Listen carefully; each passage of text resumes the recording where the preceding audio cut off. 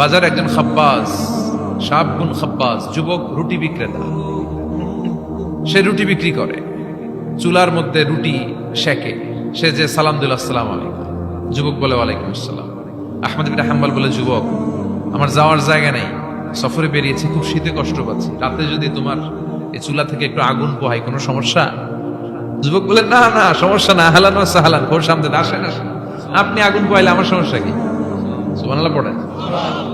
আল্লাহ শুকরিয়া করে উনি বসলেন আর আগুন পোহাচ্ছেন, আর খেয়াল করলেন যুবক রুটি বানায় আর পরে আস্তাগফিরুল্লাহ, রুটির দলা বানায় পরে আস্তাগফিরুল্লাহ, খামির বানায় আর পরে আস্তাগফিরুল্লাহ, রুটি নিয়ে উনুনের ভিতরে চুলার ভিতরে সেকা দেয় আর পরে আস্তাগফিরুল্লাহ, দোকানদারের কাছে কেউ আসলেই সে রুটি দেয় আর পরে আস্তাগফিরুল্লাহ, ক্রেতার কাছ থেকে টাকা নিয়ে ক্যাশ বক্সে রাখে আর কি পড়ে, আবার রুটি বানানো শুরু করে আর কি পড়ে, খালি এটাই পড়তেছে। ইমাম আহমদ ইবনে হাম্বল তো অবাক, কি রে এটা আবার কেমন যুবক, খালি আস্তাগফিরুল্লাহ। উনি প্রশ্ন করলেন, যুবক ঘটনা কি? আসার পর থেকেই তোমার দেখতেছি তুমি রুটি বানাও, রুটি বিক্রি করো আর পড়ো আস্তাগফিরুল্লাহ, মালাকা ইয়া শাবাব।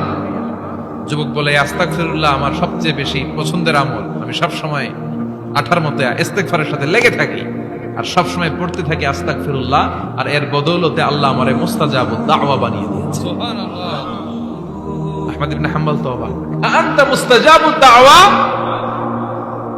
তুমি মুস্তাজাবুদ দাওয়া রুটিওয়ালা? আমি এত বছর হাদিস পড়াই, আমিও তো মুস্তাজাবুদ দাওয়া না, আর তুমি রুটি বেচো বাজারে, তুমি মুস্তাজাবুদ দাওয়া, তুমি দোয়া করলে সব কবুল হয়ে যায়?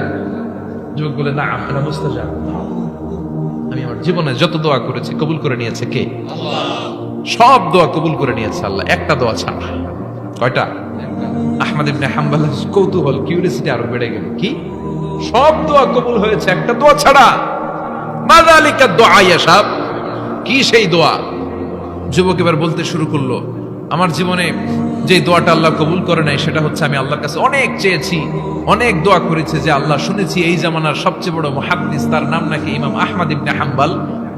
আল্লাহ তোমার কাছে আমার চাওয়া, আমি যেন এই ইমাম আহমদ ইবনে হাম্বলের দেখে মরতে পারি, আমি যেন ইমাম আহমদ ইবনে হাম্বলের হাতে হাত রেখে মুসাফা করতে পারি আর তার কপালে একটা চুমু এঁকে দিতে পারি। আহমদ ইবনে হাম্বল আবেগপ্রবণ হয়ে গেলেন, চোখের পানি ছেড়ে দিলেন, বললেন, যুবক তোমার এই দোয়াটাও কবুল হয়ে গিয়েছে। আহমদ ইবনে হাম্বলের দেখা সাক্ষাৎ পাওয়ার জন্য আহমদ ইবনে হাম্বলের বাড়িতে তোমার যাওয়ার দরকার নাই, আহমদ ইবনে হাম্বল তোমার দরবারে ছুটে এসেছে। আনা আহমদ ইবনে হাম্বল মুহাদ্দিসুদ দাহর, আমি নিজেই আহমদ ইবনে হাম্বল। যুবক চোখের পানি ছেড়ে দেয়, আহমদ ইবনে হাম্বল চোখের পানি ছেড়ে দেয়। যুবক চিৎকার মেরে ইমাম আহমদ ইবনে হাম্বলকে জড়িয়ে ধরে, হাতে হাত রেখে মুসাফা করে, কপালের মধ্যে চুমু খায় আর আল্লাহর শুকরিয়া করে বলে, ও ইমাম, আসলে এই দোয়াটাও আল্লাহ আজকে কবুল করে নিল। বিশ্বাস হয় সবসময় ইস্তেগফার পড়লে আপনার দোয়াগুলোর এইভাবে কবুল করে নিবে কি? এই পাঁচটা জিনিস পাবেন সবসময় যদি ইস্তেগফারের সাথে লেগে থাকেন। রাজি আছেন তো? এজন্য বিশ্বনবী সব সময় নামাজে সালাম ফিরানোর পরে পড়তেন আস্তাগফিরুল্লাহ। কি পড়তেন?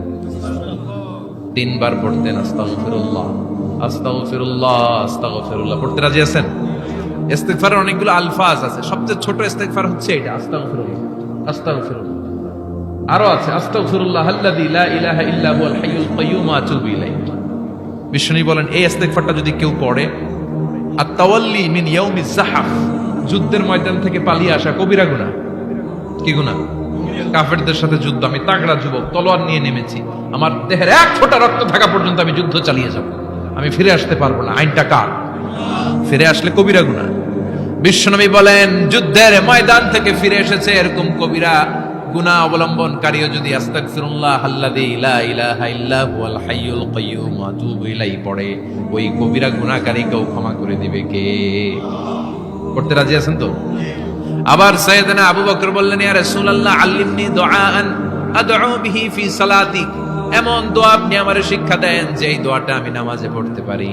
বিষ্ণুই বললেন, পড়ো, আল্লাহুম্মা ইন্নী যালামতু নাফসি যুলমান কাসীরান ওয়া লা ইয়াগফিরুয যুনুবা ইল্লা আনতা ফাগফিরলি মাগফিরাতাম মিন ইনদিক ইন্নাকা আনতাল গফুরুর রহিম। সুবহানাল্লাহ পড়েন, এটাও ইস্তেগফার।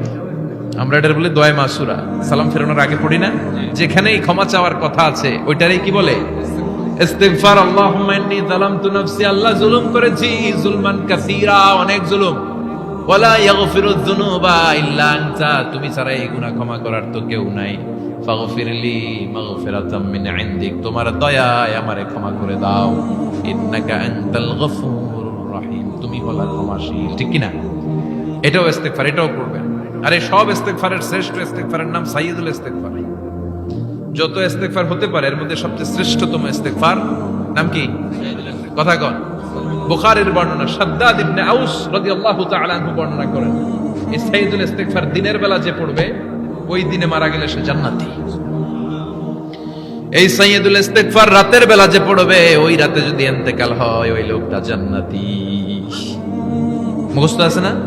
কার কার মুখস্থ হাত তুলেন। মাশাআল্লাহ, তাবারাকাল্লাহ, মাশাআল্লাহ, মাশাআল্লাহ।